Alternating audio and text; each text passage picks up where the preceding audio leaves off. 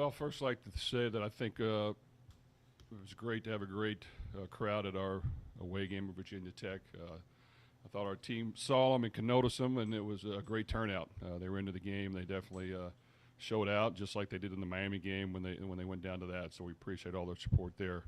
Um, yeah, going on to our next game at against Cal. It'll be a very tough opponent. They're well coached. They have a good young quarterback. They can throw the football. They play aggressive on defense. Once again, we'll have to, improve on our mistakes we made this past game and here in the past, and try to find a way to play cleaner football if we can, and more efficient on both sides of the ball. But I do think that we played hard, played to the end. We found a way to win, and hopefully we can make some improvements as we go forward, and find a way to win against a good California team.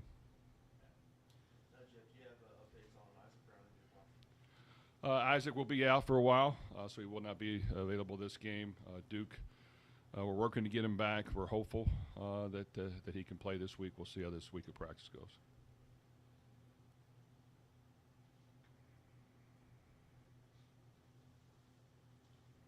Jeff, looking at Cal, the quarterback, what is it about him that has kind of made him have some early success there, and maybe the weapons that he has around him? Well, he's a good young quarterback. He can throw the football. He was highly recruited. I think he went to Oregon briefly, maybe during their bowl prep, and didn't get some reps and wanted more action, wanted to get on the field early, and he's very good. So this is a good quarterback who can throw the football. He can see the field. He's accurate, and that's what they rely on is his ability to be accurate, make good decisions, and the passing game has been very effective for him. So definitely has a bright future, and we'll have to play good defense.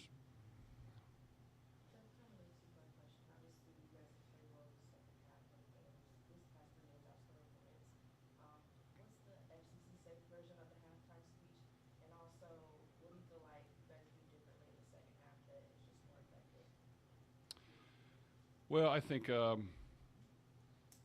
goal is always to start fast and to come out and play a good first half. We have not been as sharp. I think every game's different. When you come in halftime, you kind of get a feel and pulse of the team. There's sometimes you can get after them and get them going. There's other times you can kind of bring some life back into them by describing the situation and how we have to overcome it and laying it out for them. And so I just think every week is different. I thought this past halftime, we had our heads down a little bit, and some people were disappointed and frustrated, and I wouldn't say ready to give in, but you just kind of have a little bit of anger that's built up. But I thought we needed to get the juices back going, that we can play football. It's only 30 minutes of a game, and we can come back and execute and play much better if we're into it, and if we want to do it, and if we believe in ourselves and play with confidence and go out there and play to win. And I just think that we did a much better job, and we're going to face good football teams in the conference, so I'd love to win every quarter and every play, but it's not going to happen. So you got to try to win more than they do, and you got to try to score more than they do, and you got to try to make less mistakes than they do. If you do that, you will have a chance to win. And I just think our guys got to just keep playing, and they got to keep playing hard, and we got to keep believing in them, no matter what the score is. How much confidence have you gotten in Keywan, and how much has confidence grown as the injuries about he's had some big runs late in games? Well, it was great for Keywan to play well. We needed him to. He's practiced well. He's been injured a little bit and finally got back healthy. I think he understands his role. He's got to be ready when his number's called. He's got to be able to produce when we put him in. He's got to be able to block and be physical and run the football downhill. He's taking care of the football very well. He'll definitely have to carry more of the load now, and I think he can handle it. Jeff, another Power 4 coach got fired over the weekend in Freeze. Every time one of these jobs opens up, your name is mentioned. Do you have the resources here to where you don't feel like you should even listen to that, or do you feel like there's things that that they could give you here to kind of make it to keep you here? Well, when it comes to our football team and whether we think we can compete against other teams, yes. I mean, I feel like, we just got to keep pushing forward. We've got good resources here. We've got a good football team. For me, it's concentrating on the season and worrying about the next game, and that's what we're doing. We've got a lot to play for. Every game matters. Every game counts. Every game, the stakes are higher and higher, and it's important that we come back at home and beat Cal.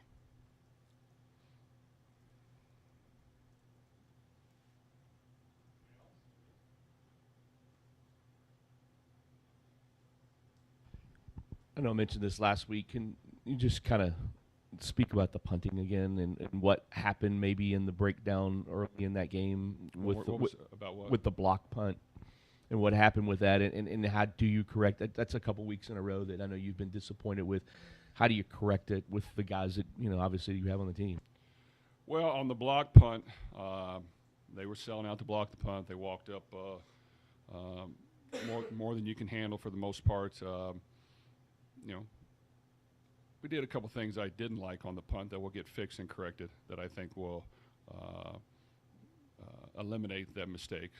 With that said, there are times we catch and hold the ball too long, especially when we know there's a all-out block coming. So it's a combination of a lot of things. We've already talked about the corrections internally that I think we need to make, which we worked on yesterday. I think we have a better grasp for it. And, for the most part, special teams has gained an advantage for us. And even with the punt return, that came back and helped us win the football game. But, yes, we do not want to get punts blocked. That was disappointing. There was a guy coming clean off the edge, and it was a short edge. So we'll get that fixed.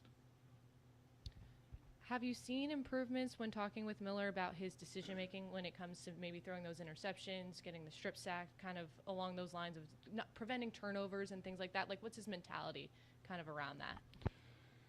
Well, quarterback's not an easy position. We can judge him on every single play he makes. He's in there 85 or so snaps a game. Yes, the interception we like to have back. He forced that down the middle. He had an in-cut coming open behind that was the first progression, and he just needed to be a little more patient and allow that to come open. But he thought he had Colin going down the middle, which was covered very well. Came back and then scrambled one time and had the ability to run for a first down, and he threw it deep. And then after that, we kind of had to settle him back in, and I think he did. He plays hard. He was able to run the ball a couple times after, get us a couple first downs. You're not going to make every decision perfectly right. I think that it's just important he keeps playing. I think, we need him to play his best, just like we need all the others to play their best. There were some times we might have had some guys open up the field. We didn't protect as well. There were some times maybe we weren't precise in our route running. I mean, there was a lot going on, I think, especially in the first half, that we needed to clean up and try to get fixed. And sometimes that always spotlights on the quarterback, but he played hard, and I know he works really hard, and he's going to continue to work hard to get better. He knows we need him to play well to win, and he knows that we need our others guys on the team to play well around him. It's a team effort, and getting the ball to our playmakers is important. Not turning it over and just finding ways. I think we could hopefully find some ways to create some bigger plays up the field as we progress forward. But if not, we just got to be efficient in what we're doing.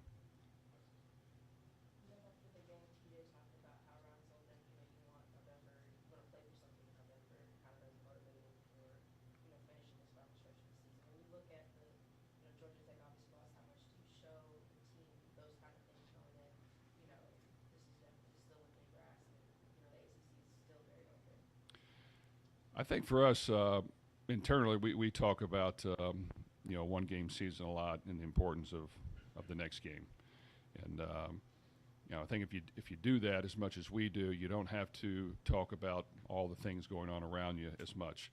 I think they're fully aware, and I've talked about the stakes getting higher and higher every week, so they're fully aware that the stakes are higher each and every week, and we talk about that because we want to stress the importance of however hard you worked last week. No matter whether things went great or not, you have to work even harder this week. Like, everything matters. And if you want to continue to work your way up the hill, you've got to win the next football game, and that requires a lot of hard work, a lot of preparation, a lot of concentration and focus, and you can't let your foot off the gas. And that can sometimes happen as you play a long season. Every once in a while you want to take a breath and relax a little bit, which is fine as long as it's very brief, because you got to get back to work. And that's myself, our coaches, our players. There's a lot to play for. Every game matters. There's a lot to play for. That's what makes it fun. And if you win, you're giving yourself a chance. And we just want to, try to continue to improve and play our best football that we can every time we step on the field. And we know it's not going to be perfect, and but we've got to try to make it as great as we can every game. You were talking about Miller. How much do you? I mean, obviously, how much do you want him to run when he has to? And how difficult is that, maybe for a quarterback to know in their mind, okay, this time I got to take off, or this time I don't? How do you teach that with a guy? Well, we work at it as much as we can. I think a game action really is when you can see it full speed, live, when everything matters. Every different situation arises. Maybe you're playing good at the time. Maybe you've had a rough stretch, but you've got to continue to move the chains and get first downs. And if we can do it by air, great. If we can do it by hand the ball off, great. But every once in a while, when we call pass plays, it's not going to be open. They're going to cover it. The protection is going to break down. The receiver is going to get bumped off his route. He's going to run the wrong depth maybe occasionally. You've got to be able to step up and go through your progression. If it's not there, the clock's got to go off, and you've got to go get us some yards. And if that can be 2 yards, 5, 10, it doesn't matter. But you got to get us some yards. And I do think in the course of a couple scrambles, if you're moving up, sometimes there's some room up there to run, and we've got to take advantage of that. 2 games ago, he scrambled inside the 10-yard line for a touchdown. In the latter part of the game, I think he made 1 or 2 runs that got us some key yards. One was a first down. Like I said, after the interception, there was one time I thought he could have scrambled and got us yards on a key third down. But we just got to continue. He's got to continue to watch it on film. We've got to practice it as much as we can. He's got to picture it in his head over and over again, and that's one of the hardest parts about playing quarterback is, he is a thrower, but we're not going to ask him to run a whole lot, but the protection is going to break down. Something's going to happen 2 to 5 times a game is what I tell him every game before the game. Hey, 2 to 5 times you're going to have to go run and get us yards.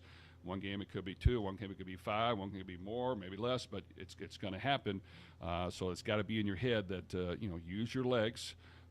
Let your feet and eyes do the talking as you're going through the progression. And a lot of times, if you can get yourself moving forward, you can naturally take off and get us some yards. So we're hopeful that any quarterback that we have can do a good job of being smart and getting us positive yards if he can. As a former pro baseball player, were you watching the World Series live the other night? You see it on tape. I mean to know that a former UofL player kid from here hit the game-winning home run in the World Series. Pretty cool, and also couldn't hurt Couldn't hurt what? recruiting. No, great. Yes, I saw it live. Big baseball fan myself. I actually texted Brian Mundorf right after he hit the home run because I was just asking about Will Smith the other day, about kind of tell me his path and what exactly, how did he become so good? And he just said he was a hard worker, and he just put in the time and continued to get better and better every year and stronger and developed even more. So that was good to hear. But yeah, it was I didn't see all the series, but man, it seemed like some great games when I watched it. Everything was intense, great crowds, about as back and forth that you can play. You look at those games, normally they're not dominating the game. It's just back and forth, who's going to hang in there. And there was just some great plays made late in the game. It was fun to watch. There was it was as tight as you could get for a World Series. It's probably one of the better ones I've seen in a long time. And like I said, not that I watched the entire game, but saw the end of it. And for Will to hit the home run to win the game, that was outstanding. And you can tell he's a humble, modest, hardworking young man, so very proud of him. Jeff, you've already proven to have a very deep running back room without Isaac. Those guys have different attributes. Do you have to alter the game plan at all? Well, yes, we do go into each game different. I mean, we've been short at running back, in our opinion, multiple games this year, and it affects, our thinking going into it. We're hopeful to be as healthy as we can with the ones available, but if not, we've got to have an alternate plan ready to go. Really, it's about who are our playmakers, how do we get the ball in their hands, how do we spread the ball around. You can't throw it every play, you can't run it every play, but you got to have some balance. And we're hopeful to get Duke back if we can this week, which I think would really help. And not having Isaac, things happen like that all the time. You got to be able to overcome it. Jeff, go back to Isaac real quickly. Is it safe to say that Isaac Brown could miss the remainder of the regular season, or have you not ruled it out yet? I wouldn't go that far yet. We'll see how these next couple weeks go and see exactly where he's at. Thank you.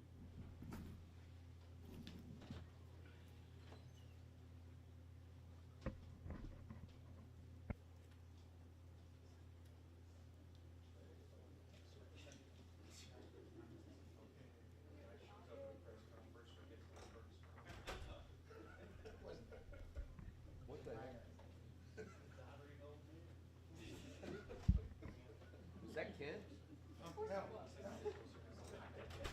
Prove it. It's not true.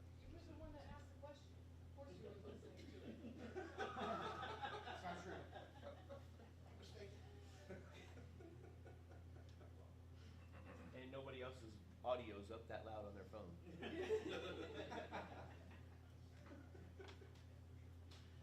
I know you didn't hear me. Hey, Tommy, is your text also point like high, big? You'll get there, you just wait, buddy. Hey, yeah, in 20 years I'll get there. 30. Yeah. 30. 26, 46, 56. TV does have a knack of chewing people up.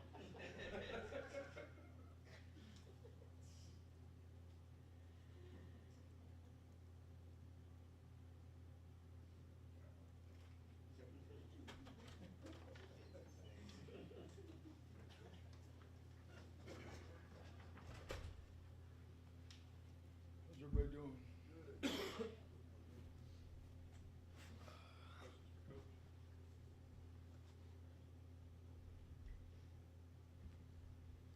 Coach, when we look at the defensive line, we see guys, running in and out, making plays and doing different things. When you really break it down, what's been the biggest key as far as this group and the improvement that you continue to make each week?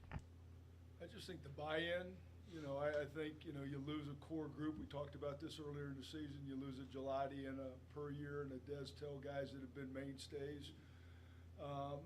You're concerned about, the leadership and just the work ethic from the top down that you're going to get. And I thought, we had, Jordan and Renee were coming back. You had a guy like A.J. Green that was coming back, but was still somewhat of a young guy. I think Clev Lubin, has been a guy that's embraced that role, not just from his leadership, but tremendous work ethic. And I just think from day one, he's kind of grabbed the group and led.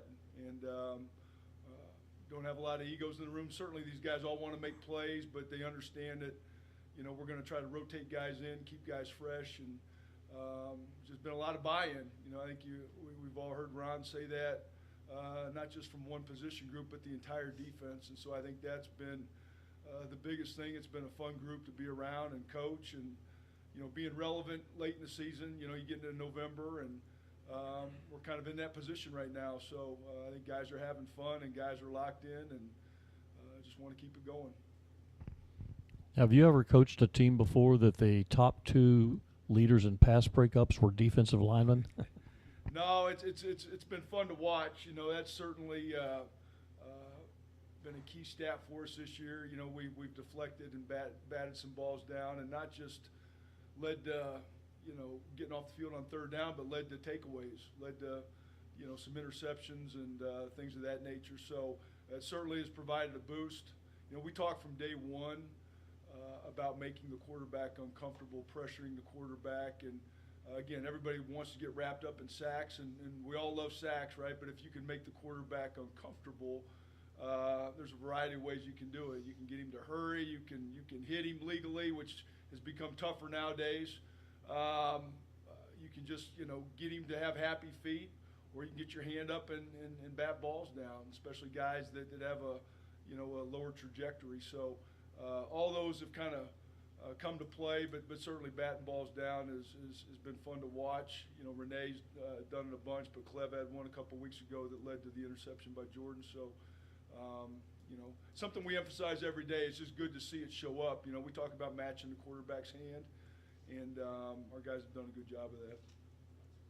Mark, you guys are obviously top 10, top 20 in a lot of statistical categories among FBS teams. A lot of good play this season, but where do you feel like you guys still have to go as far as the grind to get maybe where you feel like the potential of this group can be? It's hard to just look at one thing. I think looking at just taking last week's game, the Virginia Tech game, they got 160 on the ground, and we certainly want to keep it down around 100. Obviously we won the game. That was most important, but, defending the run. Now, with that being said, the quarterback run game that Virginia Tech presented, it's a challenge, and trying to get those extra hats in there. I think third down's another area. We're not quite where we want to be on third down. Boston College 2 weeks ago was able to kind of control things early in the game and convert some third downs. So we want to get that, down around 30%, maybe under where we were a couple of years ago. Tightening up in the red zone is still a key for us. We want to do. And one thing that Ron is really focused on is handling sudden change better. That can pop up at any time, and we addressed that a couple weeks ago, and I think we've seen improvement there, but we still, we got to handle those situations better. Sometimes the natural reaction to defense is just kind of to drop their head and pout a little bit. I've always said, that's what you sign up for when you play defense, right? I mean, you're called to go out and defend, not just to have them backed up, right, but any spot on the field. And I think our guys have responded in a positive way. So I think those areas, getting a little bit better on third down, continuing, red zone, trying to tighten up, things, and then handling the sudden change would be probably the three things. And like I said, from last week's game, just, getting our rush defense back down to where it's been most of the season, right around 100 or even under. You mentioned A.J. Green earlier. What's the progression been like for him? It seems like he's getting more snaps, or at least more comfortable when he's in there. Well, one thing we try to do, from day one of fall camp is we want to identify our best pass rushers, and be able to get them out on the field on third down. And really, that core group has been Clev, it's been Wes, it's been Sticks, as we call him, AJ, and Renee. And so that's kind of our cheetah package. Now, some teams don't allow us to get that out there because maybe they don't sub and threaten to go tempo on you. So, but I just think that he's always been a good pass rusher. I think the thing that really showed up in last week's game was how he defended the run game. He was in on 6 tackles. Didn't have a ton of opportunities just because they were chipping with the backs on the edges. They were leaving the tight ends in to delay and bang our edge pieces. And they were going to get the ball out fast. I mean, that's the one thing.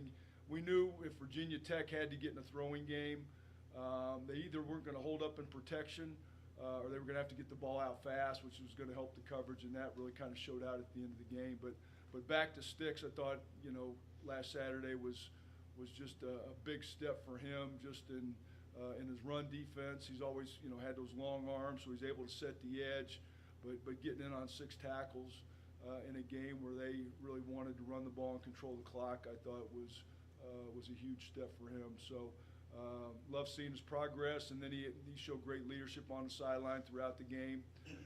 Really proud of our team overall, just to go in down, what was it, 16-7 at half, and then come out and play a dominant second half. So on to the next, but we've seen good progression from AJ, and really from all of our guys. We just want to keep it rolling. You mentioned on to the next. Cal's got a nice young quarterback who's been impressive this year. But when you look at them, what kind of challenges are they presenting for your defense? Well, the quarterback, number one, I mean, he can make all the throws. Everybody that we've called around and talked to, I mean, he's he reminds me, and I was at Indiana back 18, 19, and 20 when we had Michael Penix. Now, people would say, well, he just reminds you because he's a lefty. Well, but he can make all the throws just like Michael Penix could. And I'm not saying that he's going to have that type of future, but that's kind of the skill set that he shows. He's got enough athletic ability to extend plays, to scramble, and do some things. Probably doesn't present as much of a running threat maybe as some of the quarterbacks that we've played, but he can, if stuff's covered, he can hurt you there. So that's where it starts. Are really big up front. The backs and the receivers are all capable players. So and this is a team that, is I think coming in here 5-3, 5-4. So I think they're a win away from being bowl eligible. So just another quality opponent that we've got to hone in on. And we're in the early stages of our game plan right now, really doing the early down stuff. But it's an offense that's going to motion and give you different formations and try to spread you out. So they're going to present some challenges that way to still have enough guys committed to the box to stop the run, but be able to get out to the perimeter. We've done a pretty good job of getting out there and bottling stuff up. They're kind of going to stretch you both ways. So we just got to be on top of things. And but for us, it's the next game, and I know our guys are excited about coming back here, another night game at home, and just looking to get to work on Saturday night. All right, thanks everybody. Thanks, guys.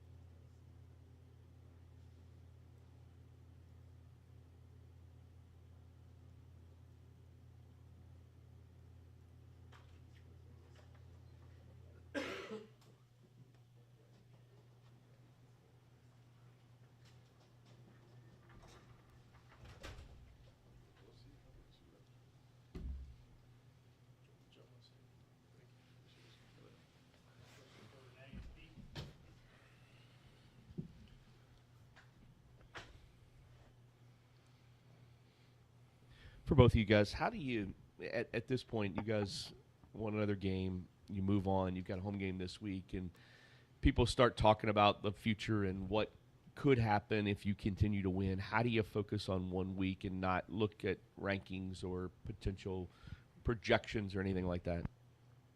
Well, I think the coaches do a great job is emphasizing a one-game season. You know what I mean? We always focus on the next opponent.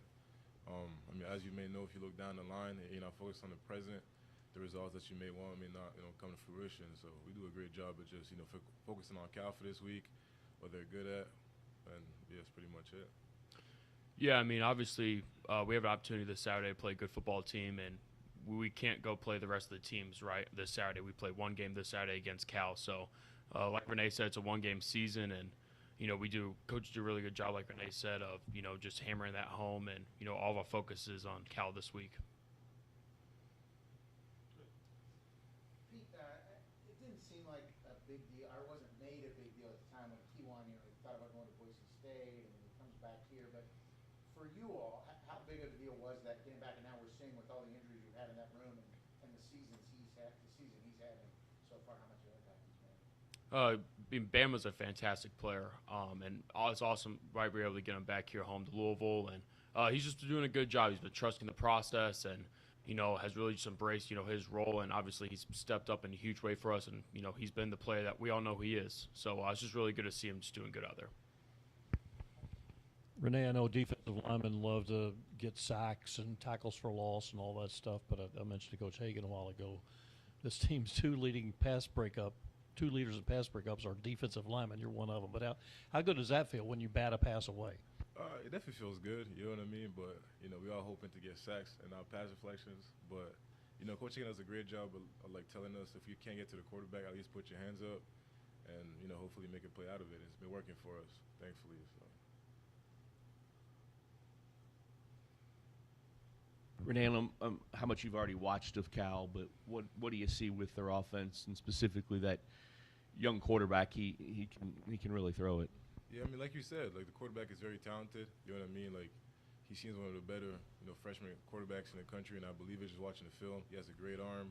Receivers are dynamic, so it's gonna be about just basically executing Coach English's game plan, and then from there, maximize our chances to win. For both of you, Coach said at halftime up in Blacksburg, the heads might have been down a little bit in the locker room, but you guys came out and had your fourth comeback. What's that say about the mentality on both sides of the ball of this team to be able to continually come back in games like that? Yeah, I don't know how much our heads were down. Obviously, we were a little disappointed the way we played, but we're a gritty team. This team's going to fight. I wouldn't want to go play with anyone else on Saturdays just because how tough this team is, and we're true competitors. We want to go win a game. So, we might be up by 20, down by 20. We're going to fight to the end and find a way to win the game. And also add to that, the coaches do a great job adjusting game plans too at halftime. You know what I mean? The quarterback run hurt us kind of early in the game, and then it wasn't effective at all in the second half. I think Coach English, put forth the right calls to make, and that definitely helped us in the win on Saturday. Pete, Coach said that Isaac might be out for an extended period of time. Obviously, he's a difference maker for you guys, but describe your level of confidence in that room. I mean, we saw a lot of the younger guys earlier in the season. They can run too. You got deep back there. Yeah, we have a deep running back room this year. Those guys are fantastic. It's a very talented room, and they love to play football, and they're good at what they do. So, Duke, Bama, even Braxton, they're going to come in and they're going to do, a great job, and, just help us continue to win football games. Renee, you just talked about the halftime adjustments, Pete, on the offensive side. Why do you think you guys have been able to be a little more successful in the second half? Some of that's kind of the same thing, adjustments. What do you just think from the offense in the second half that maybe isn't showing up as much in the first half? Oh, it's just us getting off to a fast start. Obviously, we had the early touchdown, and then we kind of fell into a little bit of a funk, in the first half, and that's what halftime's for, right? Make adjustments, kind of reset the minds, and we came out the second half, ready to play. So if we could just kind of eliminate the slow start, slow first half, then we're gonna be a really dangerous team moving forward. Speaking of halftime, and this is for either or both, sometimes I guess a coach can be really fiery. Sometimes he can chew some butt sometimes in a positive way, sometimes in a negative way, sometimes maybe more calm and analytical. What is Jeff usually like, and what was it Saturday? Somebody take a first crack. Well, he's at first he could be a little calm, but he definitely gets fired up, as the speech goes on. You know what I mean? And I think he does a great job of just getting us ready for the second half. Him, Coach English, because Coach English talks to the defense also. So I think, like you said, like he just gets us fired up. You know what I mean? He doesn't really chew us out, but at the same time he does. You know, it's kind of the in-betweener. So. Yeah, the coaches do a good job of being leaders and reading the room, right? They give us the message we need to hear, and they just get us ready to go play the second half, and that was obviously evident this past weekend. I guess going off of that, you know what I'm saying, the O-line, a lot of guys, I guess, take a role in, igniting the sideline. The O-line specifically, a lot of you guys are the ones who rally the troops. How much pride, I guess, do you take in that, and what does it say about the O-line that they are able to be those leaders in those moments? Yeah, we're a confident group of guys in ourselves, and we believe in ourselves, and we're a band of brothers. We truly go to war for each other and for this team, and any way that we can get the offense going, right, to ignite that spark, light that flame in order to get guys ready to go play. That's what we get joy out of, right? Is seeing the receivers score touchdowns, quarterbacks, Miller, throw touchdowns, and our running backs obviously run all over the defenses. So just getting them ready to go play, and then them executing is just, brings us great joy. Renee, Paul was asking about the batted balls. So it's one thing to bat a ball. Jordan got an interception as a defensive lineman. Are you jealous of that now and you try to get one? Or, I mean, did you bat that one or did Clev? Somebody did. It was Clev that batted. And, yeah, I'm a little jealous. I don't know if you guys remember, but Bowling Green, I could have caught one, and I dropped it. And so I got made fun of for, a decent amount of time. And then once Jordan caught his, it got even worse. So I'm definitely looking forward to get one, hopefully. You know what I mean? So just keep practicing, keep playing ball. So. What's different about a night game here? You all got to experience it a couple weeks ago. Just kind of, how's the atmosphere different, and is the waiting around all day, does it make it harder? I wouldn't say it makes it harder. We've both been playing football for a good amount of time. We played a decent amount of night games, and I think just the fans, just the energy that the fans bring during night games, like definitely like gives you a little boost and like not only energy but just like mood. You know what I mean? So I think it's gonna work in our favor, it being a night game, especially for me at least. So. Yeah, I think we have one of the best fan bases in the country. And obviously they show up at night games and they make that L&N Stadium, it's loud, there's a lot of energy, and it's just fun to play in front of, so just delivering our best performance for those fans is everything. Renee, for defensive lineman, I want you to rate these in order of excitement or importance to you. Okay. A sack, forced fumble, fumble recovery, interception, one being the best. I got definitely sack number one. You know what I mean? I think as a D lineman, you just salivate when you get a chance to get a sack. Second, probably I'll say forced fumble, interception, and lastly fumble recovery.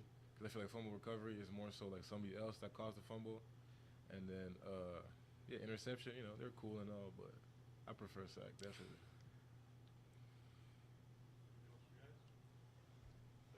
All right, thank you guys. Thank you all.